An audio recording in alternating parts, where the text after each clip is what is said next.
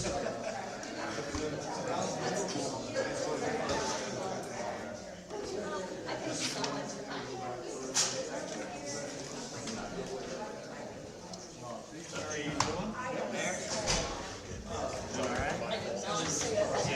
a sign-in sheet going around just for the grant. Doesn't say anything or whatever. Just take 5 minutes.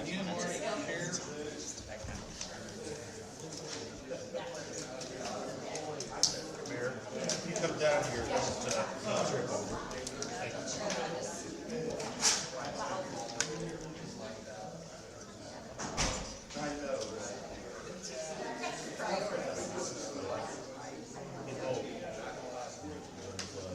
Is it like?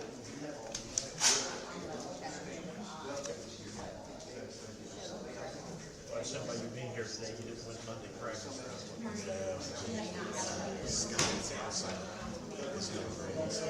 I got set.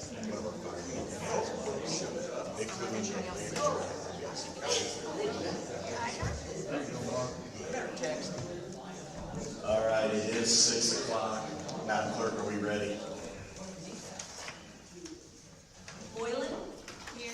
Prim? Jones? Here. Tyner? Here. Waters? Here. Board, you were presented with the minutes from the March 2nd, 2026 meeting. If there are no amendments or corrections to these minutes, I would entertain a motion to approve. Got a motion on the floor by Mr. Krim. Is there a second? Second. Second by Mr. Waters. All in favor say aye. Aye. And opposed would be the same sign. Board, you were also presented with the minutes from the Thursday, March 19th, 2026 special meeting. If there are no amendments or corrections to those minutes, I would entertain a motion to approve. Motion. Got a motion on the floor by Mr. Krim. Is there a second? Third. Second by Mr. Waters. All in favor say aye. Aye. And opposed would be the same sign. Moving down the agenda this evening are the claims. Madam Clerk. You have received the claims prior from March 1st to March 31st. The total for the month was $1,660,454.55. Is there any questions on any of them?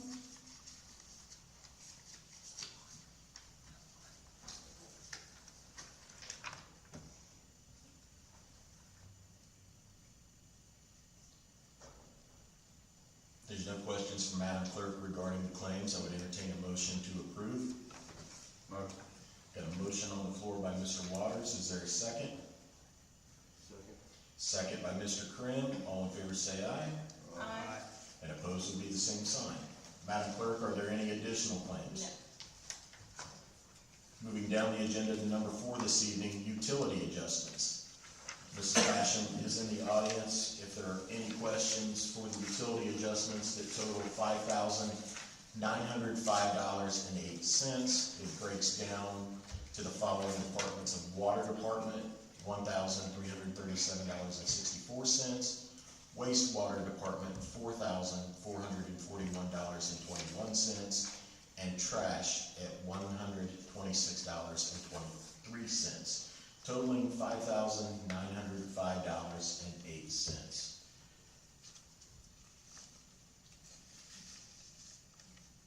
If there's no questions for Mrs. Basham, I would entertain a motion to approve.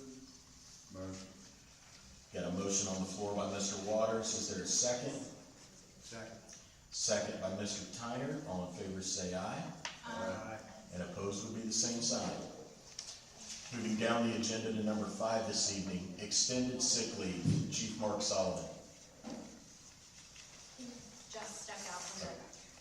But let's skip him for a second. We'll move down the agenda to number 6. Conditional offer of employment, Chief Jason Brizendine. Kenzie Workman, could you come forward, please?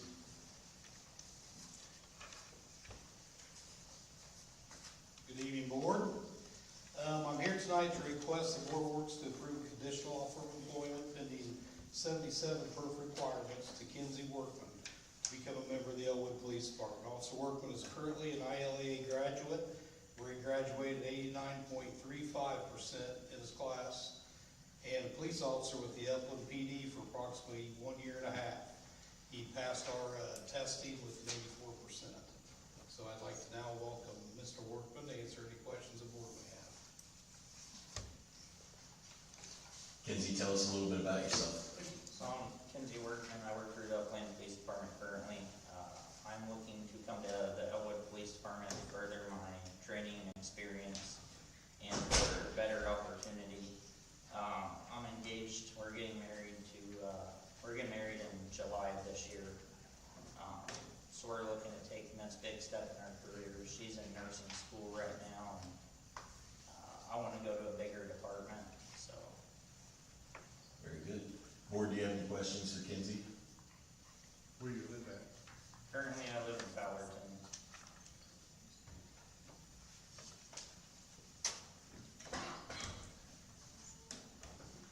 Board, is now the time to tell him that we only take 90% IELAs or?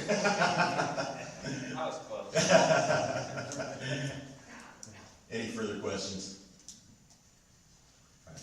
I'd entertain a motion to approve the conditional offer of employment pending 77 proof. Got a motion on the floor by Mrs. Boylan. Is there a second? Sorry. Second by Mr. Waters. All in favor say aye. Aye. And opposed would be the same sign. Congratulations and welcome. Thank you. Thank you.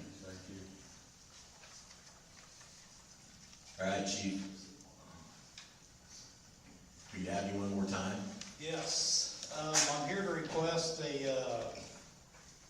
in reference to, well, here, let me hand these out. Do you want me to hand them out for you, Chief? I'll just give this one, and Okay. hand it around. These are panic buttons. Burn off. Remember in 2011, up till 2011, we had panic buttons throughout the city building. And of course, when we lost dispatch, we lost that ability to have those panic buttons work. Well, these are a new panic button out of Tech Duo that they actually put into Pendleton Town Hall right now. And what they do is, you can set those, as you see, it looks like a doorbell pretty much. You can put them underneath the desk, anywhere in your office you want to throughout the city building. It'll automatically, if you hit it, call 911, and it'll also text all of our officers. So we get that immediate response time if something would happen. It also works on cellular, so if for some reason our Wi-Fi would be down, it will still work, because our Wi-Fi, everybody goes out every now and then.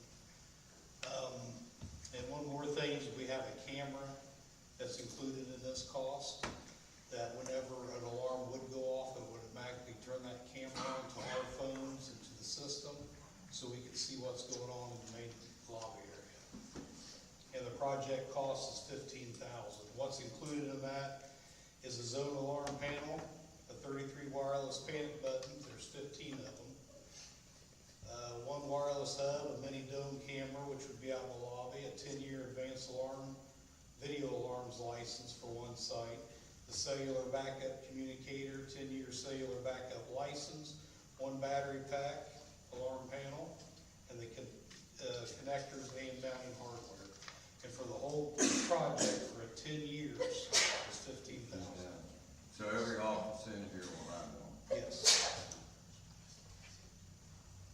Are there any questions? I just asked Doc Push to, are they gonna show up?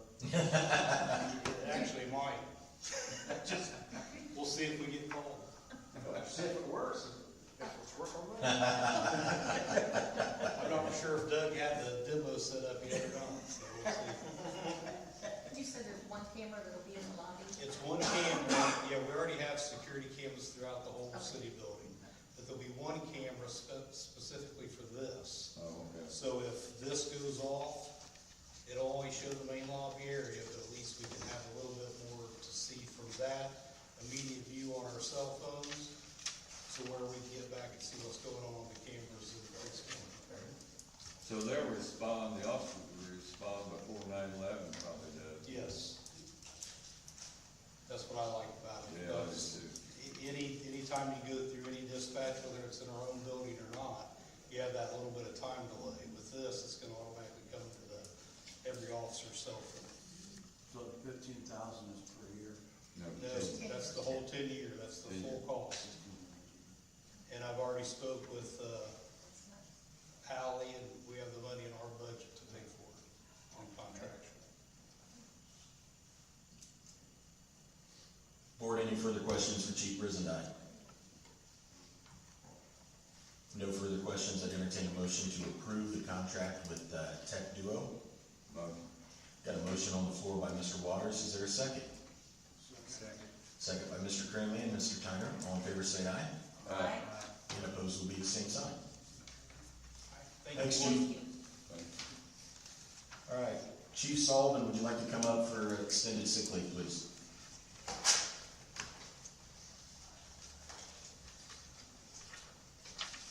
I'm here, we had a firefighter on sick leave where he had to hurt his back. He is out of his 90 days per city policy to sick leave. This is a injury, on-duty injury, so he's expected, went to the doctor this last time. He was hoping to get back before the 31st, didn't make it, but his doctor said that he was going to release him the next visit, which makes his first shift the 15th of this month, but that is 14 days longer than what his 90 days is. So I'm here requesting the board to extend his 90-day sick leave by 2 weeks. And then just so the board knows and the firefighter also knows that like he is out of sick time for the rest of the year. So like the doctors know he won't work for anything unless he would bring it to the board of works and you guys approve that. So he will have personal time that he's going to keep in the bank just in case he does get sick again, that he's got the time off that he can get off. So this should close the issue. Everything should be good and he should be back to work the 15th. Board, any questions? No questions. I'd entertain a motion to approve the extended sick leave. Motion. Second. Get a motion on the floor by Mr. Tyner, second by Mr. Waters. All in favor say aye. Aye. And opposed, same sign. Thank you, Chief. Thank you.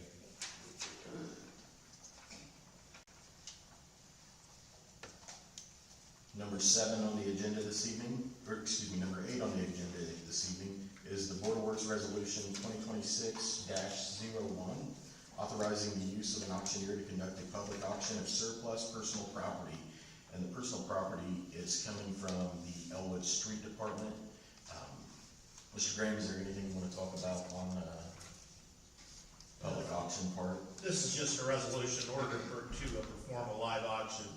You have to make the certain findings, which are in the recital there at the bottom. Simply, the board finds that this is the most efficient way to sell the property. Once this is passed, then it can go to a licensed auctioneer. They do have to have that certain kind of license. You can't just say, I'm going to have my buddy John do it for me. And in this case, the auctioneer is specifically mentioned as Shepherd Auctioneers of Franklin. And they do have the necessary licensure to conduct these kind of auctions and do them all the time.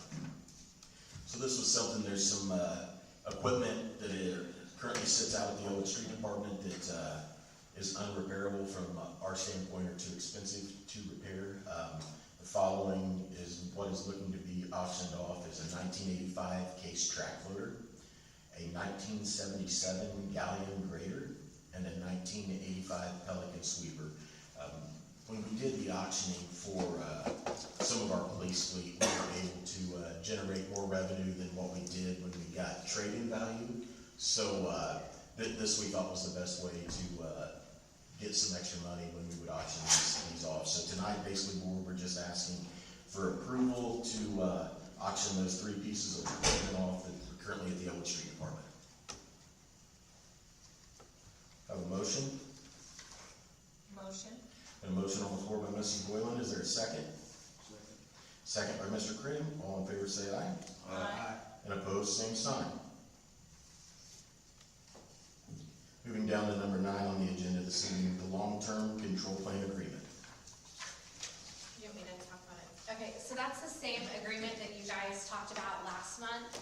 The only difference is he added a do not exceed number in that contract. And the only thing that we didn't do last month is to make a motion to sign it. You guys all agreed on it, we just didn't make the motion to sign the agreement. So we just need to, On the form, it yes, says do not succeed. do not succeed Instead of exceed. I can have him fix Yeah, that. but that's, I Yeah, know okay. that's the name when I saw it. With that amendment, is there a motion to approve? Motion to approve. Okay, perfect, I'll have him fix that. Motion on the floor by Mrs. Boylan, all in favor say aye. Aye. And opposed, same sign. Thank you. Thank Good you. catch, Mrs. Boylan. All right, number 10 on the agenda this evening is the dispatch settlement with the county.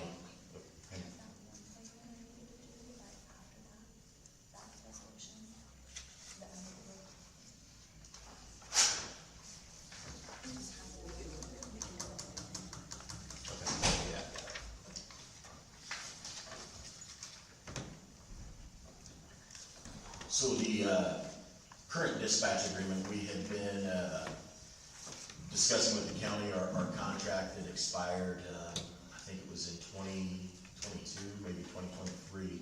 And we were working on getting terms with the county on some different language that was going to be not only beneficial to the city of Elwood, but throughout the rest of Madison County. The existing contract talked about employees, and with the city of Elwood not having control over what the county decides to pay their employees, how they're gonna pay them, what kind of raises they're gonna give, it was best that we go to the bargaining table and discuss the future and what that looks like. The New World Services, the CAD, all the technology that our officers rely on and our fire department rely on to stay safe. With that being said, we have came to an agreement, and it is the existing $90,000 that we normally paid in the past, and then as it continues to say that there's some arrearage that would need to be paid back for the years that we didn't pay, but the county has cut that in half, so it's not the entire amount. And then what we'll look at in the future with so much state legislature out there that fire territories, townships being dissolved, growth in Madison County moving north from Hamilton County, that cities and towns may be paying a different amount after this contract expires. So it gives us a bargaining agent. This contract here is good until December 31st of 2028. By that time, we hopefully have our thumb on the pulse of what the state legislature is going to do with property tax revenue and property tax relief and income tax and the growth that Ingalls and some of Pendleton and some of those communities are seeing, that when it's time for them to come to the table to pay their fair share, that they could be possibly paying more than what the city of Elwood is and what the city of Alexander have agreed on right now. So, it's definitely, public safety is a top priority, and everybody that was negotiating this understood the importance. We just had to come to an agreement so we could move forward. So that's what this agreement is in front of you. Question. Yeah. So, we're agreeing to pay $200,000, $20,000 a year? So we are agreeing to pay the $90,000 for Right. the 1-year service, and then $20,000 for a year in one arrearage payment. So we are going to pay $110,000 to the county. First year. Uh-huh. Are we paying $20,000 a year for arrears for the next 9 after that? Thanks for 4. It's, yes, so it says $20,000 annually for 10 years, so that's $200,000, and we had owed $360,000. Okay, that's what I was So, getting at. Okay. yeah, we hadn't paid in 4 years because the contract expired in 2022. It's broken up in 2 payments. The first one would be April 1st, and that's usually around our tax draw. And then the second one is October 1st. So that's how it's broken up. So we would pay in 2 installments that $110,000. Any questions? No questions? I'd entertain a motion to approve. Motion to approve. Got a motion on the floor by Mr. Krim. Is there a second? Second. Second by Mrs. Boylan. All in favor say aye. Aye. And opposed, same sign. Moving down the agenda this evening, the municipal quitclaim deeds. These are currently 4 parcels, I believe it is. 3 parcels. Ms. Clark, 3 parcels? Okay. That currently are owned by the city of Elwood. They are parking lots. Mrs. Clark was dealing with a investor that came in and had an interest in the former municipal building, but parking poses a severe problem for that building because there's really only three parking spots in the front where they used to park the police cars and whatever they would have in the truck bay and behind the building. So there was, before this investor could go any further, he wanted to see what available parking is. So we would transfer these lots to the redevelopment commission as the vehicle to advertise and look at selling these lots to a potential developer of the old municipal building. So that's where it is. I believe it's already been presented to the redevelopment commission. So now it's just getting approval from the Board of Works. Any questions? So these three are around the building though? Yes. Yes, it is. And the purpose of this, I mean, this sounds, what are we doing, right pocket to left pocket? I mean, we're all departments of the city. But the redevelopment commission by statute has a lot more flexibility on the ultimate owner of the property compared to the civil city, which is bound strictly by the average of two appraisals and highest bidder. Redevelopment commissions can massage the transfer of property to people that the redevelopment commission and the type of activities that it would like to see on certain properties. Board, any further questions? No questions, I'd entertain a motion to approve. Motion to approve. Got a motion on the floor by Mrs. Boylan, is there a second? Second by Mr. Timer, all in favor say aye. Aye. Agreed, same sign. Moving down to number 12 on the agenda this evening, the Public Defender Agreement. Madam Clerk. I received this from Judge Noon. It is just his, it is actually Devin Norick's public defender contract. So it's the same amount and everything, but it's under a new attorney. So he will be a new vendor and everything, so we have them change his contract. Board, is there a motion to approve? Question. Yeah. Does the judge pay this out of his account? There's money out of the tickets and everything that go into the special public defender fund, so it's called, yes, so, yeah. Thank you. And then those will be. Motion to approve. Got a motion on the floor by Mr. Krim, is there a second? Second. Second by Mr. Waters, all in favor say aye. Aye. Opposed, same sign. Number 13 on the agenda this evening, the Elwood Water Systems Improvement Project bid opening and reading.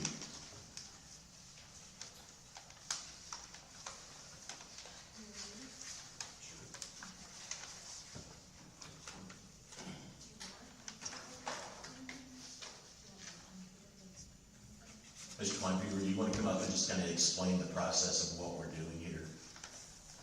Sure. Good evening, Board. Mike Kleinpeter, Kleinpeter Consulting Group. We're the grant administrators that wrote the grant to the Indiana Office of Community and Rural Affairs. We received a grant for $750,000. Local match was $1,650,000 for a total project of $2.4 million. As part of that, the engineer who's with us today has put together bid specs that went out for public bid. I believe we've got a couple bids today that they're going to open and read aloud. Once we read bids aloud, we got 3 bids. Once we read those aloud, we're going to take them under advisement. DCCM will go back and review the bids, and then ultimately come back next month to make a recommendation. Once you guys get that recommendation, it'll also go to Okra, and Okra will approve it before we sign any contracts. So that's kind of the process. There is a sign-in sheet today that I'm going to hand, just for the grant purposes of who's in the room. Everybody out here signed, so I'll send it around the board now. Any other questions? Thank you, Mr. Kleinpeter.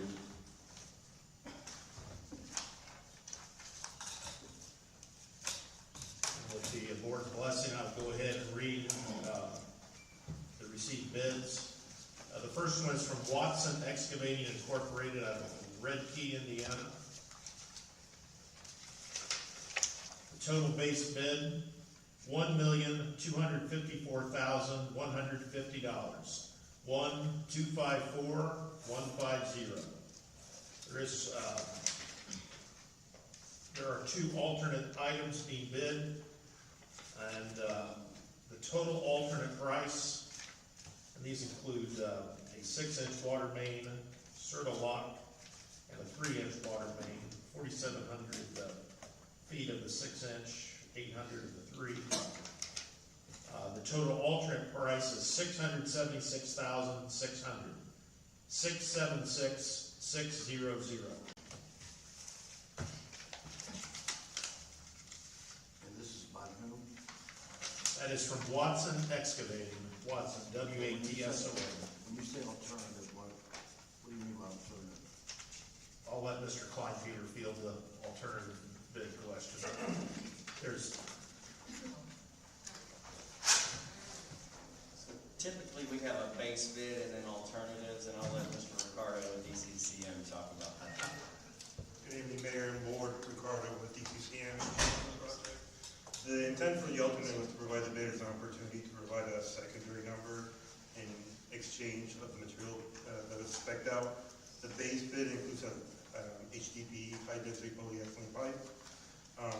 After comments that came back during the bidding session, we included an alternate for bidders to opt to choose to do Certa-Lock PVC instead of HDPE, so the number would indicate either as a deduct or an add to the base bid number. The base bid, again, includes HDPE. The alternate would be the substitution of that material for the same length. So all three bidders this evening are the same opportunity?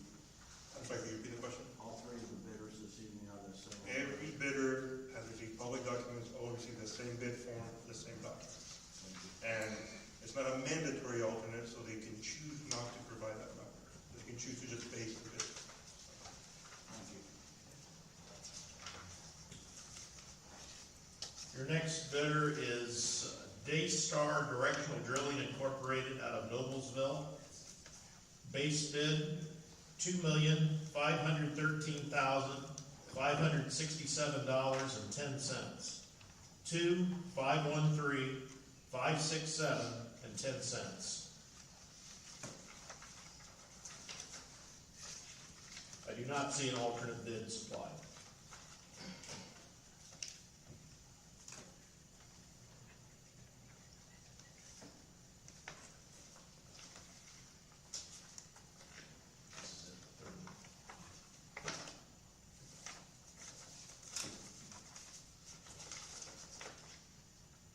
And your third and final bid is from F.A. Wilhelm Construction Company out of Indianapolis. Base bid, $1,787,000. 1,787,000. No alternate bid. And as Mr. Kleinpeter previously stated, I recommend that we accept all these bids to take them under advisement for review. Board, is there a motion to do as such? Motion to accept. We have a motion on the floor by Mrs. Boylan. Is there a second? Second by Mr. Krim. All in favor say aye. Aye. And opposed would be the same sign. Number 14 on the agenda this evening is the Community Crossings Matching Grant Agreement.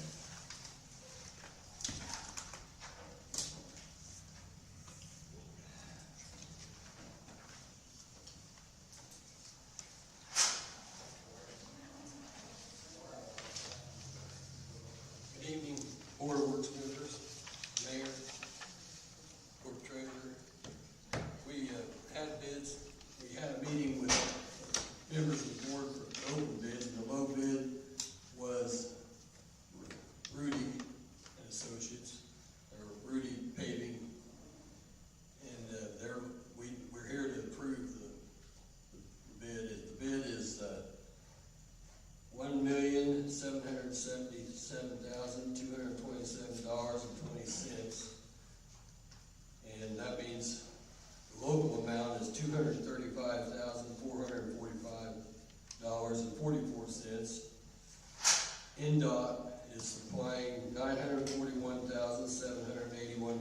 $1.76.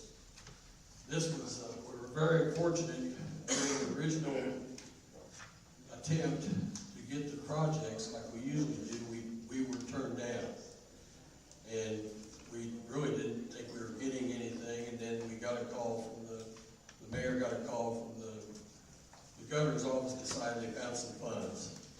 And they said, told us to go ahead, and it was be expedient and get it all prepared and put it together, and that's what we did. So basically, they had reduced the community crossings funding initially at the state level. Once that they realized that money wasn't going to go as far as expected, there was some new monies found between the state legislature and the governor's office.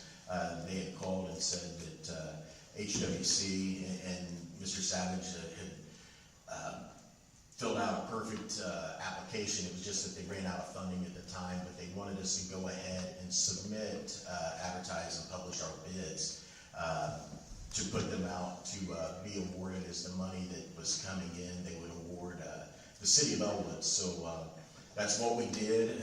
We did a lot of behind-the-scenes stuff very, very quickly to get those out there to meet the deadline. But this paving season is going to be phenomenal. I drove the roads a couple days ago that were previously approved by the Street and Alley Committee and approved by this board. And my goodness, we're going to lay a lot of asphalt down. We're going to lay over $1 million of asphalt down. And it's going to be exciting to see. And Brian, I just want to thank you and your company for helping steer the ship on this, because if we didn't have our ducks in a row, we would have missed the timeline. So thank you. Board, do you have any questions? If there's no questions, I would entertain a motion to approve the Rudig bid. Got a motion on the floor by Mr. Waters. Second by Mr. Tyner. All in favor say aye. Aye. And opposed, same sign. So board, I want to make sure that you understand, thank you gentlemen, but Thank you.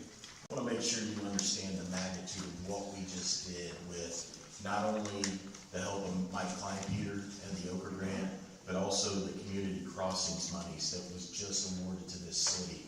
We just accepted $1,691,781 to be invested in our town. That's huge. So thank you, board. Thank you, Mr. Kleinpeter and your team. Thank you, Brian and HWC. It's a great day in the city of Elwood. So fantastic stuff there. And Madam Clerk, I'm not going to forget about your resolution. So this number is going to be what?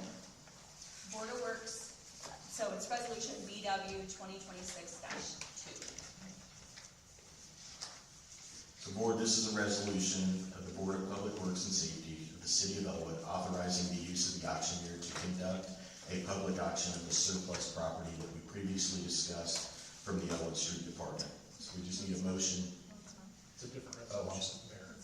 Okay. It's, Sorry. SRF, the excess funds for Gotcha. SRF. Okay, so let's do resolution 2026-02. It is the resolution for wastewater infrastructure improvement to meet state and federal guidelines of the City of Elwood. Madam Clerk, is there anything you want to add? No, this is really just for a resolution that you guys are approving. We're not doing anything yet, but we have to have you guys say, just to investigate it and look into it.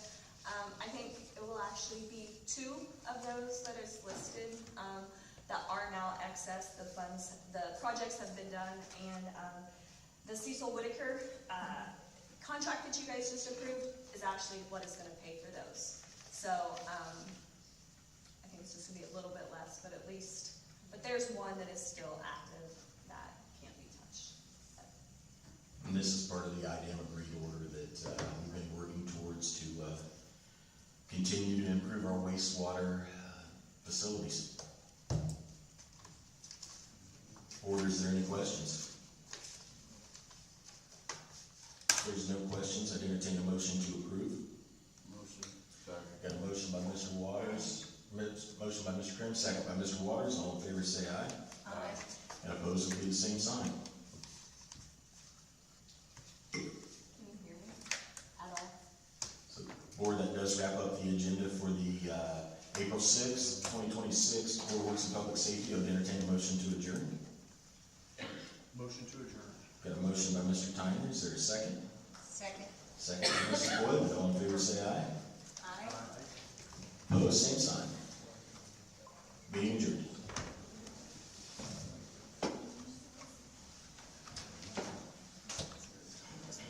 Get a few minutes. We get a few minutes. Yeah, it's important.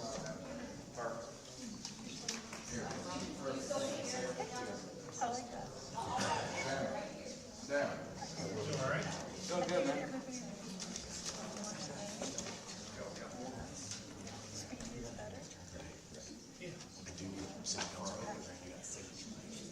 Okay. I'll sign it. I'm still sure you're Yeah, I'll get that over to you. Nothing I need today, tomorrow. Okay. All right, everything all right, man? I think I'm gonna head back towards Indy, and if I can find one ticket at a good price, I might just slide on into the queue. I did that in 91 when I was. Yeah? Bucker Face, Duke and Kansas. My wife was I'm like, well, you know what? I'm not gonna come to like 11 o'clock. I'm like, where you going? I'm like, I'm not sure yet. You know, maybe a basketball game.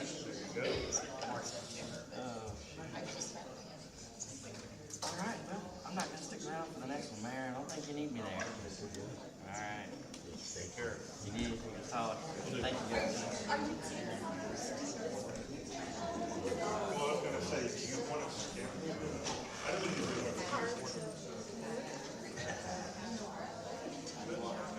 Whenever you can do one. I can take a scan sent to you. I don't want you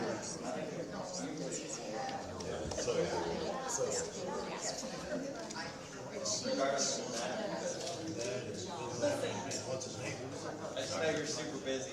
Well, I know that. Yeah.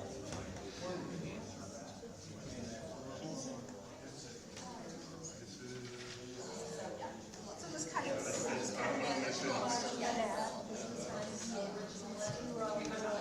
So I carried the name. Just to here now. They'll carry it well.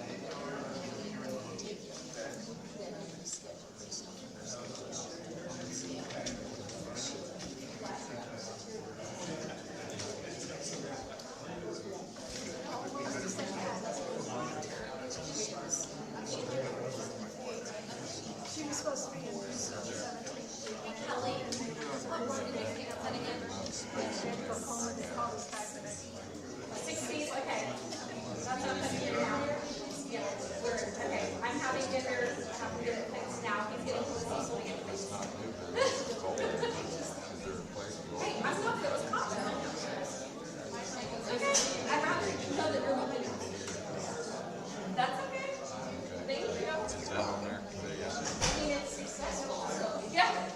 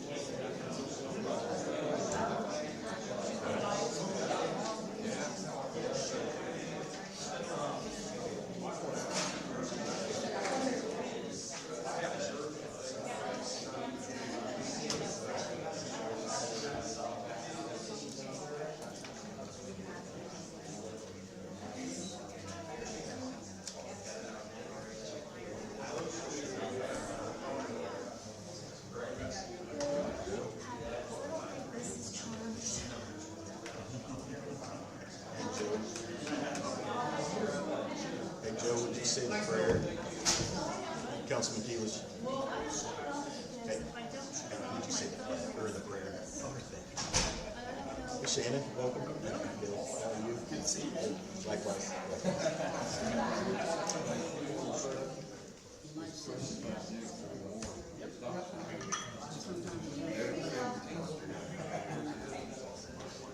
Okay, so am I good to text that?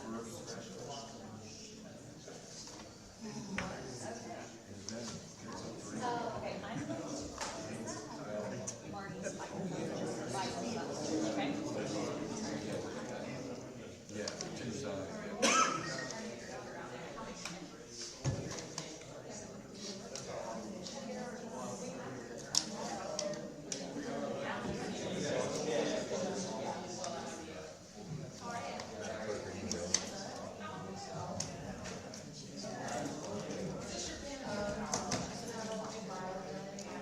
No, I'm not.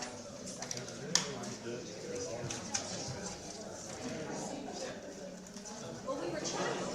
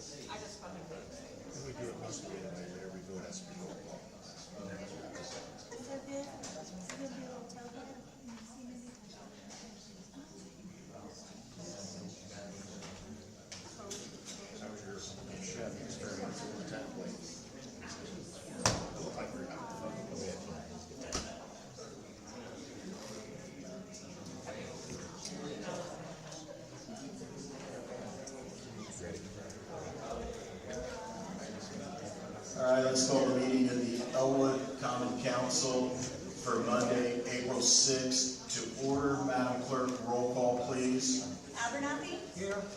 Everson? Here. Huffman? Here. Keelish? Here. Noon? Here. Tyner? Here. Waters? Here. If we could stand for the Pledge of Allegiance, please, and then Councilman Keelish will lead us in prayer. Pledge allegiance to the flag of the United States of America and to the republic for which it stands, one nation, under God, indivisible, with liberty and justice for all. Dear Lord, thank you for the Easter season we just experienced. Hopefully we have a new outlook on the hopes of you returning and of our return to salvation. Watch over us this evening and as we address issues of the city. In your name we pray. Amen.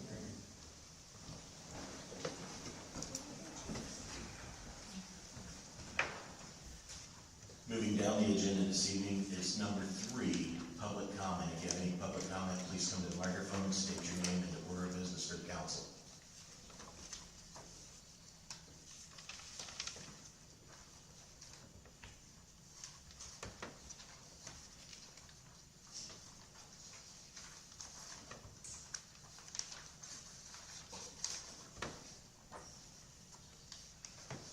No public comment. We would move to the minutes for the March 2nd, 2026 meeting. Council, this evening will have to do all of the voting by roll call vote this evening with Councilwoman Noon attending remotely by law. We have to do it by roll call so everyone can hear who votes what. So you were presented with the minutes from the March 2nd, 2026 meeting. If there are no amendments or corrections to those minutes, we would do a motion for a roll call vote. Got a motion on the floor by Councilman Abernathy. Is there a second? Second.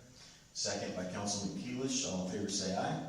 Aye. Opposed would be the same sign. Abernathy, Aye. Everson. Aye. Huffman, Aye. Keelish, Aye. Noon, Aye. Tyner, Aye.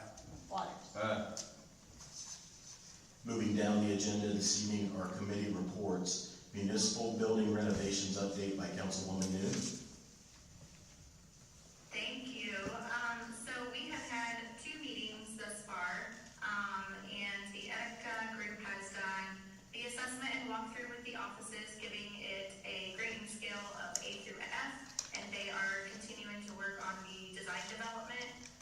Some of the things that have been requested and noted that they are looking at implementing are a conference room for 14 to 16 people for all offices, as well as the court to use during court time.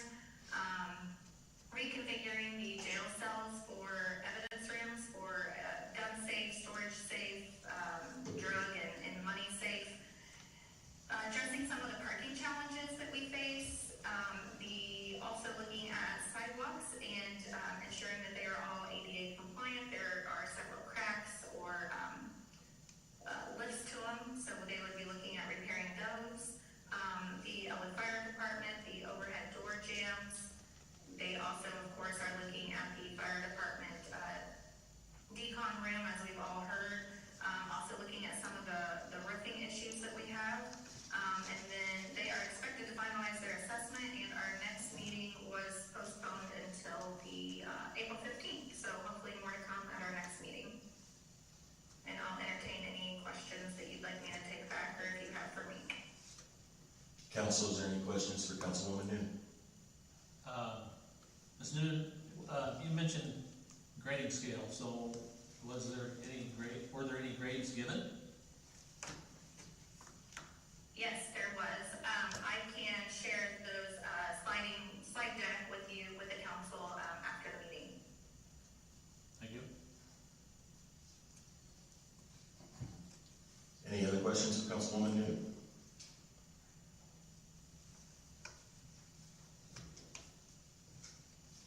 Moving down through further committee reports, the sports complex update, Councilman Waters. I've been to 2 meetings so far, and they've got the layout of the sports complex, and then that question came up about parking. So we said we need about 400 parking spaces. The problem we got is 700 people coming out and going to 700. I think they're gonna ask the state if they'll put a roundabout there. Most people in Elwood, if they're smart, they'll go south to Peace Street and try to come back into town. But it could be a madhouse off of that small road. That's what we're worried about. It's a nice layout, I'll say that. There's 4 ball fields with a concession in the middle, like some of the other sports complexes, I think. I don't know, Mayor knows more than I do, probably. So a lot of the scoping project was to first make sure that the ground and the soil, the environmentals were all clean and that there weren't any contaminants. All of that came back good. That was done by Aegis. There's also ingress and egress that the NDOT's currently working on to come off of State Road 37 and State Road 28. So there would actually be 3 entrances and exits coming from the sports complex. One would exit out on 700, one would exit out on State Road 28, and the other one would exit out on State Road 37. So once we get it finalized with the layout that's to be determined, then we will present it to the council and let them take a look at it, get some cost estimates, because one of the biggest things that we had found out was that parking is an issue. And Cardin Associates knew that going in. They, first meeting that I had with them is they didn't want the same situation that they currently have on Bowden Road in the city of Elwood, because on Bowden, on weekends when they have travel tournaments, those tournaments, they're parking on the sides of Bowden Road. There's no sidewalks. It's a pretty narrow road to begin with. So, yeah, that was something that we definitely wanted to address to make sure that parking was not going to be an issue. But the plans are moving along accordingly, and I'm excited for a final project to be presented for consideration to the redevelopment commission and to the council.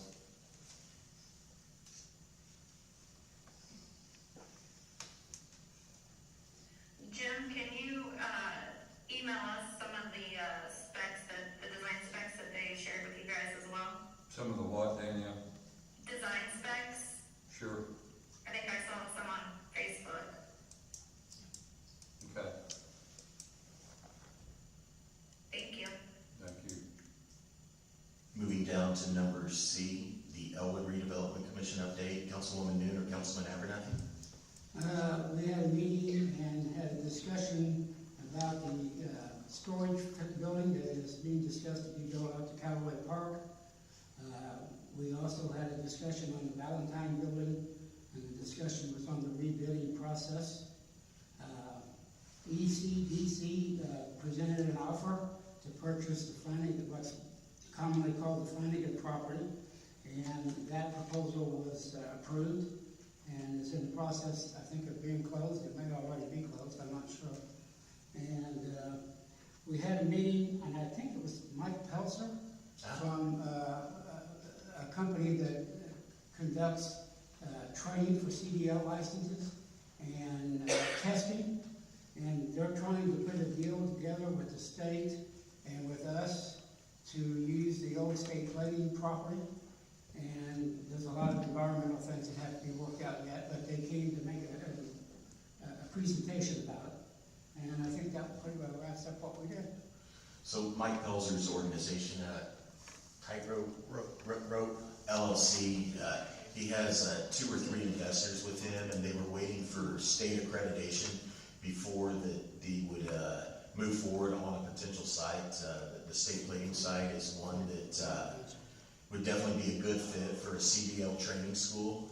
We met with NDOT, Bill Savage was out there, Christy Clark, myself, and a lot of people representing the state, along with Mike Pelzer, Wesley Likens, and a couple of their business partners to go over the site, to talk about the IDM ground contamination and where they could work, where they could not work.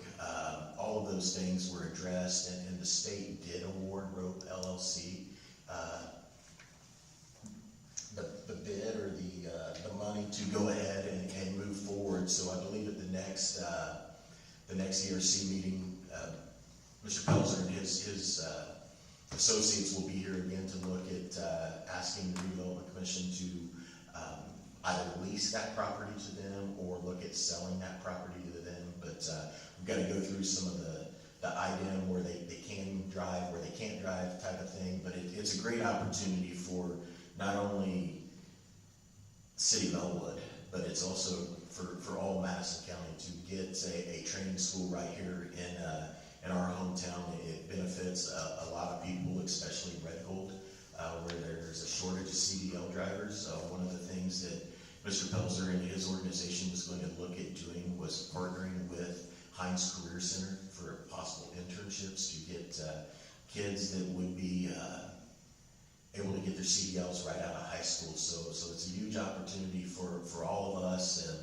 They would CDL train our school bus drivers, all of those things. They wouldn't have to leave the City of Elwood. And in our street department, we have a shortage of CDLAs.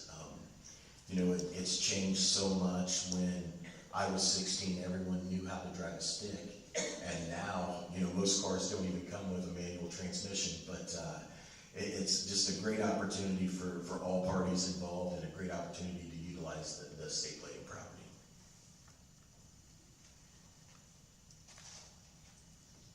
D on the agenda is other committee updates. I had put this on here for to see if there was any vacancies that we had filled. So that was just like one question I had. Dave pointed out that one of the planning commissioners, I have the date is 2024, so that needs changed on Gibson. I just want to make sure there was anything else that was on there that was anybody else. The street, just an update from the Street and Alley Committee. I'm sure that you guys heard because that was down at the bottom of the list, but we were awarded the Community Crossings Grant by the state of Indiana and the governor's office in the amount of $941,781. So the roads that the Street and Alley Committee initially approved back in 2026, those will be the roads that we will be paving. You know, one of those roads that has always gotten, my office receives a lot of calls on, is when you turn off State Road 28 onto Sawmill Road, in between where the old McClure's and the new gas station sit.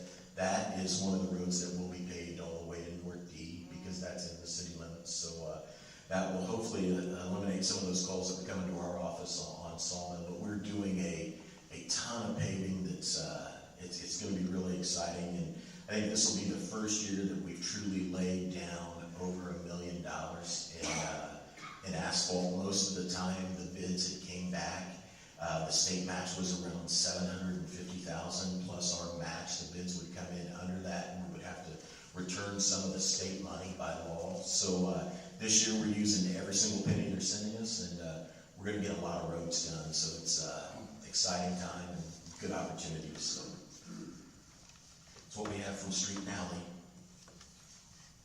Ally, my wife did express interest in the Internal Controls Committee as the citizen. Okay. So, Just if you guys want to make a motion to add her, that'd be awesome. So moved. Got a motion by Councilman Abernathy. Is there a second? Second. Second by Councilman Tyner. Mr. Graham, is that a roll call? Just for council Yeah. committee? Yeah. Yes. Okay. We'll need to do it as a roll call. Abernathy? Aye. Everson? Aye. Huffman? aye. Keelish? Aye. Noon? Aye. Tyner? Aye. And Waters? And there is, the budget is kind of starting. We have some, 2 meetings planned out for this month, possibly maybe more. We're just gonna dig in, right? So we have just some, Shannon's gonna come over, and Dave, we're just gonna go over initially, so kind of wanted to tell the mayor that was all set up, and so. Okay. Moving down to number 6 on the agenda. Oh, Can we talk about this redevelopment commission members? yeah, your guys' meetings. Well, when we first started talking about this a year ago, we wanted 1 member on there to give us information back. Then we found out that we can get the notice. And supposedly somebody would come to us and tell us that was on the redevelopment commission. Now we put 2 members on there. And without anything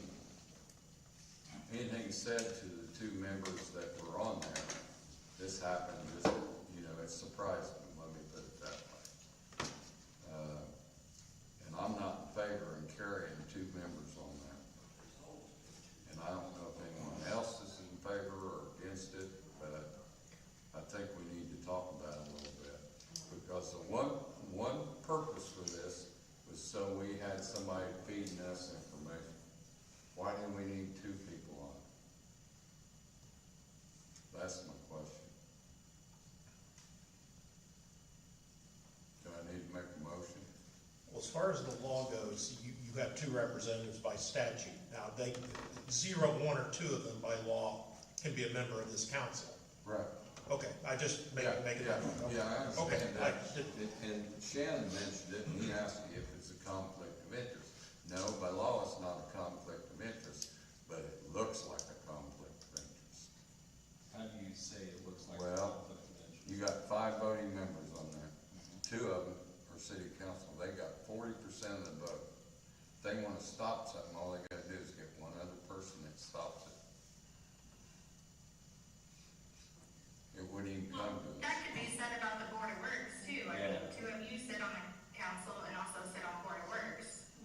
True. That's a mini board normally. It takes 1 vote to flip usually.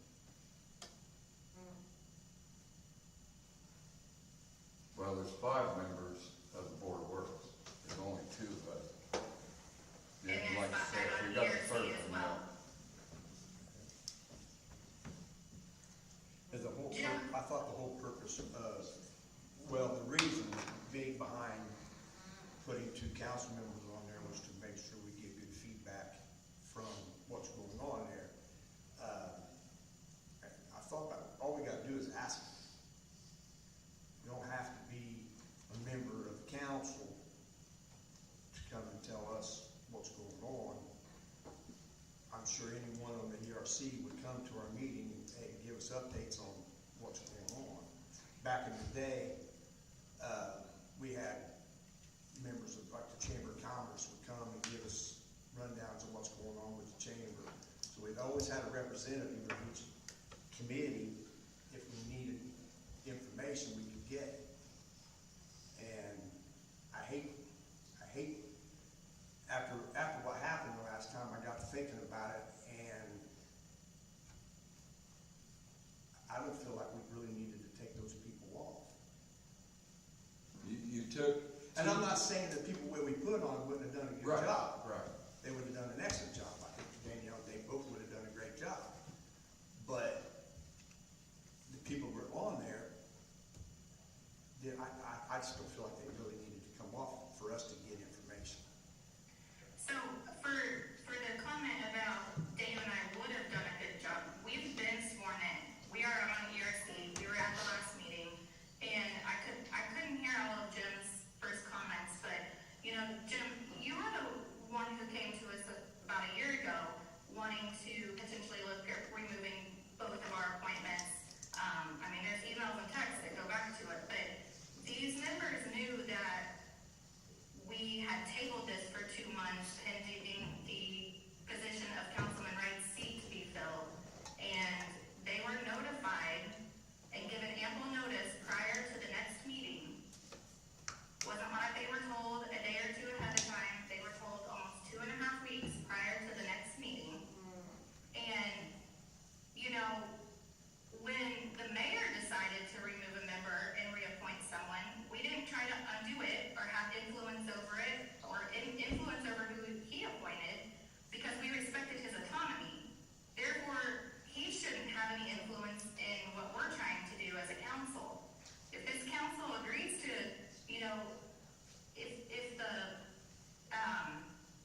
the council agrees to go back on our vote, as the mayor is asking us, or asking some of you in emails, then we are essentially giving him five appointees or 5 votes, and then eliminating the separation of power that the 3 branches of government currently maintained by the state of Indiana.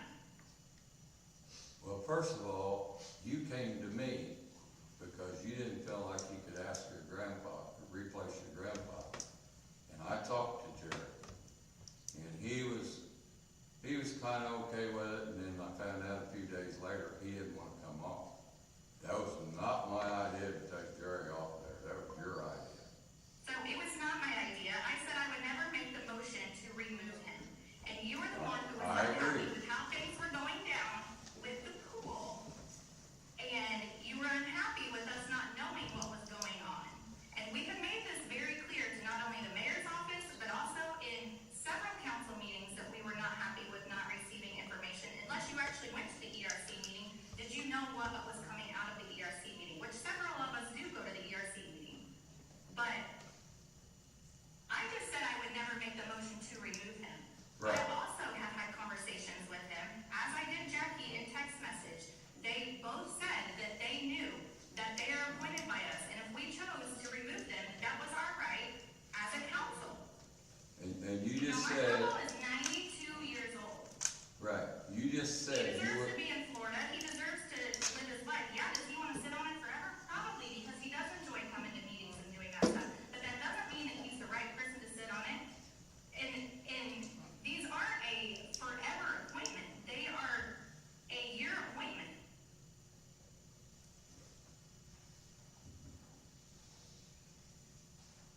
you didn't want to make the motion, but you were the first one to volunteer. And it's funny that we want to talk about conflicts, but nobody brings up conflicts when we have several other conflicts that go on in our meetings. Attorneys is one of them. So if we're gonna start calling out conflicts, then let's start calling them all out. But it all comes down to who let Jerry know that we were gonna take him off?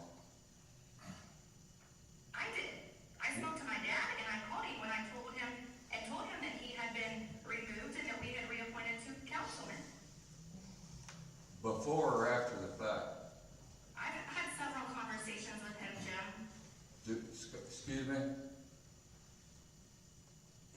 I can't hear you. Did you approach him before we voted? Yes, I have had several conversations with him and my dad so that my dad could reiterate to him as well that we were talking about this. As did you, but you didn't want to remove him in the middle of his term, which hence is why we looked at it again when the term was up.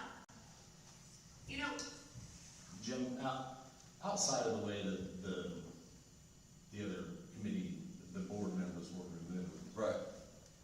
What objection do you have against it? What is the negative that you stated that, you know, like you stated with conflict of interest?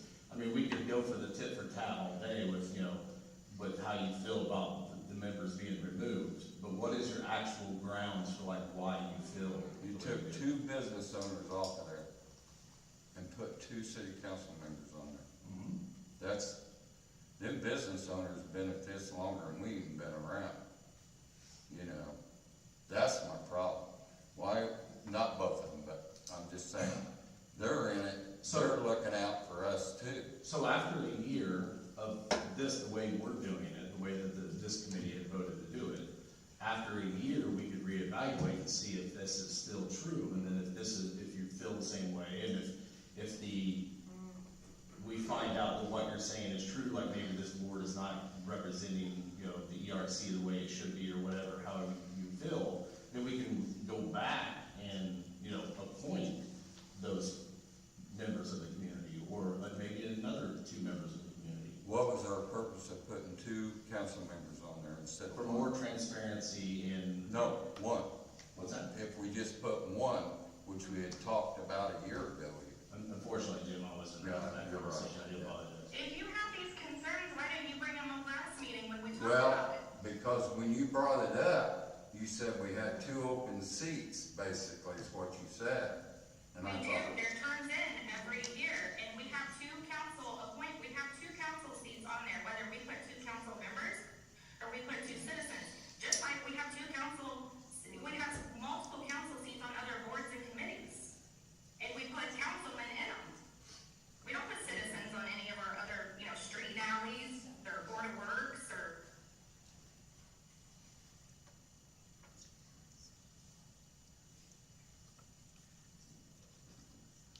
I just think they were done wrong. You know, when you said there was 2 openings, in essence, what we've done in the past is we've reappointed them. But when there was when I was told there was 2 openings, I thought, well, 2 people want off of there. And that's not the thing, that's not the way it was. And I've been told that. What's the concern with having 2 council people on there? I've been told that Jerry had no idea that this was gonna happen. Well, I can promise you I had conversations with him, but again, you know, he is 92 years old, and my dad can attest to that, because I had conversations with my dad. Was Jackie told she's gonna be taken off? You I talked have to her. text messages, You talked to her. Did you tell her that we were gonna replace her?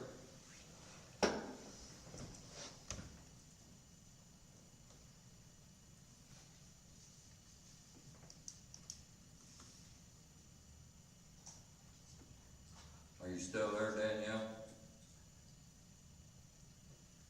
yep, I'm here. Did you tell Jackie we were gonna replace her? I told her, she asked me January 14th if we appointed new people to the ERC. I said we tabled it until our next meeting, but there's discussion to replace one of our appointments or 2 with the council member. She said, okay, thank you. Okay. I said, are you wanting to continue on the committee, or do you have a preference either way? She said, I want to be there if you all want me to be. If you don't, then you don't have to, and I will move along.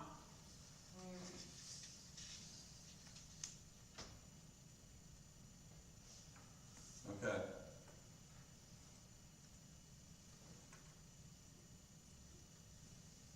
I guess we'll deal with it as we go along then, but I still don't see a purpose of having 2 people on there.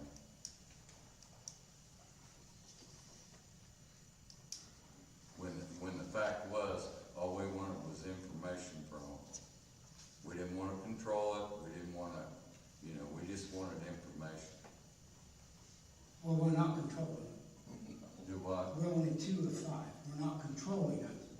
No, I'm not saying you're. When I volunteered to be the second person, Danielle asked for volunteers. Yes. And she asked for anybody that wanted to put somebody on. All of you sat there Yes. and said nothing. And So Danielle, now you want to come back and say we all get it wrong. no, Danielle asked you straight No, out. she asked if anybody wanted to volunteer. And we sat there and we sat there and I volunteered because I wanted to go home. You got the minutes, Alan. But you all sat there. You had a chance to say something. Hell, you made the motion to do it. You're right, I did, because I thought there was 2 openings. I didn't realize, I thought 2 people were dropping off. And Danielle sat right there and asked you if you wanted to be on the ERC. Yeah, I said, okay. Well, you just said that you volunteered on your But own. that was the 3rd time she'd asked if anybody wanted to be on it. Did you want to sit there at midnight? Why did we have to replace both of them? We didn't have to. Well, Because their term was over. oh my gosh. It was up to us to So, replace them. so next year your term is over, so And you can we put just somebody else. automatically replace you. Sure. That's your prerogative. And that's what I was getting to, Jim, was that, you know, in a year. Todd had 3 appointments, Yeah. and he reaffirmed Yeah, it. I mean, nobody comes to us to One, he didn't reaffirm it, the very well, that's his problem.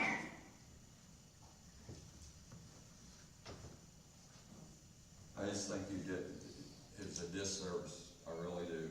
That's my opinion. And I'm not the only one. People have asked me why we did this. Well, did you tell him that it was your idea? Yes, I did, I told them that. Because we had 2 openings. Now, next year we'll have 2 openings. 2 openings in December, not next year, in December of this year. Mr. Allison, if you'd like to come forward, please. You may.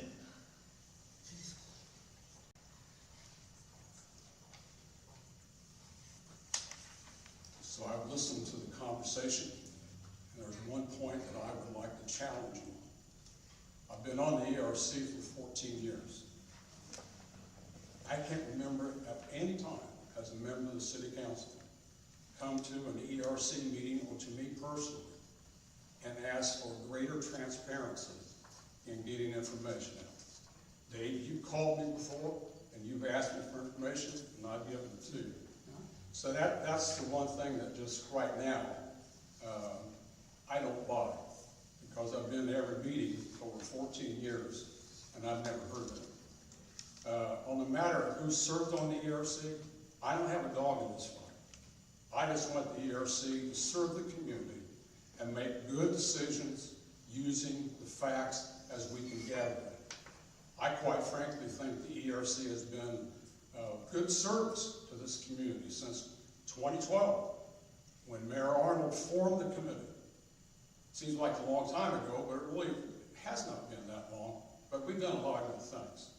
So however this gets sorted out, feel free to come to our meetings, 3rd Wednesday of every month, and we have a lot of important things going on. Mr. Abernathy mentioned the ECDC purchase of the Flanagan property. There are a lot of important, exciting things happening with that property right now. So I think we need to be, as the mayor knows, I don't like to talk in silos. I want silos to communicate with each other. So I would ask, if you want information, come to a meeting or call me directly or shoot me an email, whatever you want, I'll make sure you get it. Okay? Thank you, Mayor.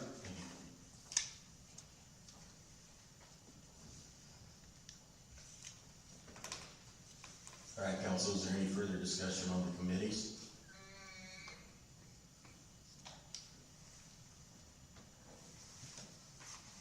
If there's no further discussion, we move down to number 6 on the agenda this evening, and that is the Red Gold CF1 personal property renewals.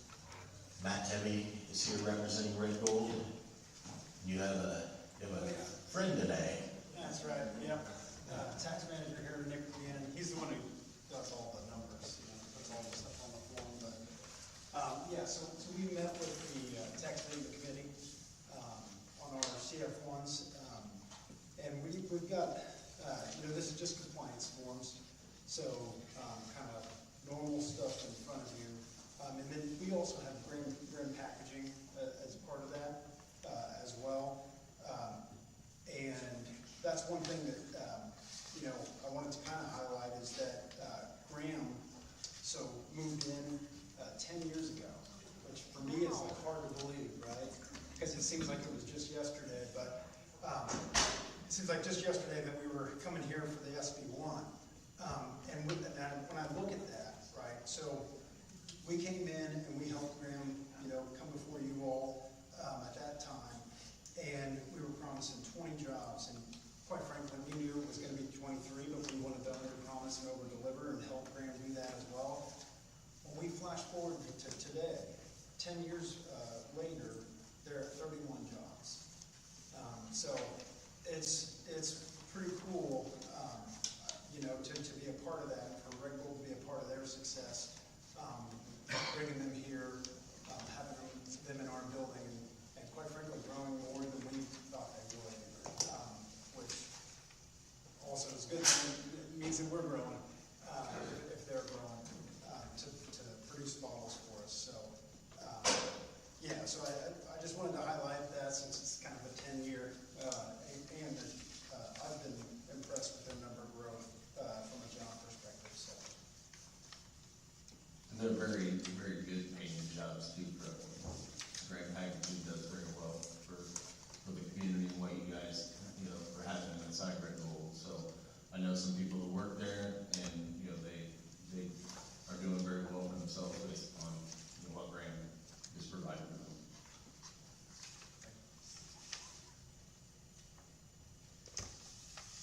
Council, do you have any further questions for Mr. Tebby? And who are you with? Oh, Nick Cannon. Sorry, Nick Cannon. Nick, all right, very nice to meet you, and welcome. Nice to meet you. So the first personal property is for Graham Packaging. Is there a motion to approve? I will need a roll call vote. So moved. Got a motion by Councilman Abernathy. Is there a second? Second. Second by Councilman Tyner. All in favor say aye. Aye. And opposed, same sign. Abernathy? Aye. Everson? Aye. Huffman? Aye. Keelish? Aye. Noon? Aye. Tyner? Aye. Waters? Aye. The next one would be resolution 2022-17. It is also personal property.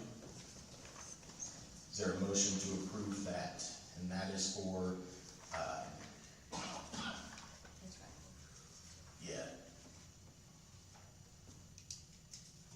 is the owner of assets leased to Red Gold. Yeah, it's Intrep Inc. and or owners, so it's. Intrep, thank you.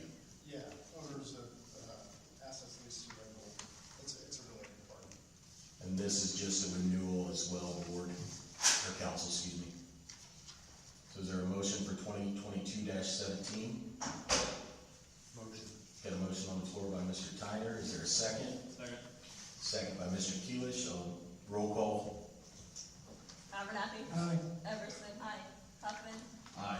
Keelish? Aye. Noon? Noon? Okay, Tyner? Aye. Waters? Aye.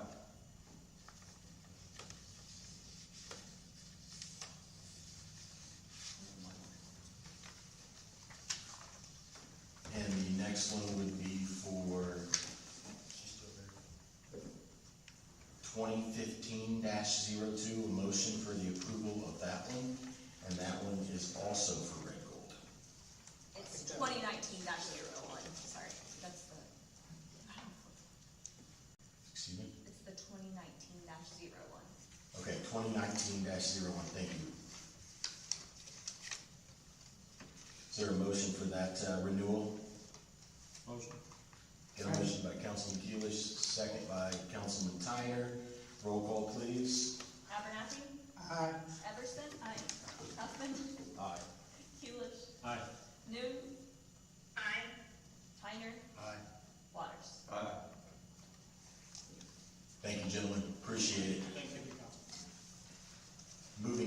number 7 on the agenda, the Elwood Redevelopment Commission, April reporting requirement, and this just needs to be a motion of acceptance that you were provided with this information for the year end of December 31st, 2025.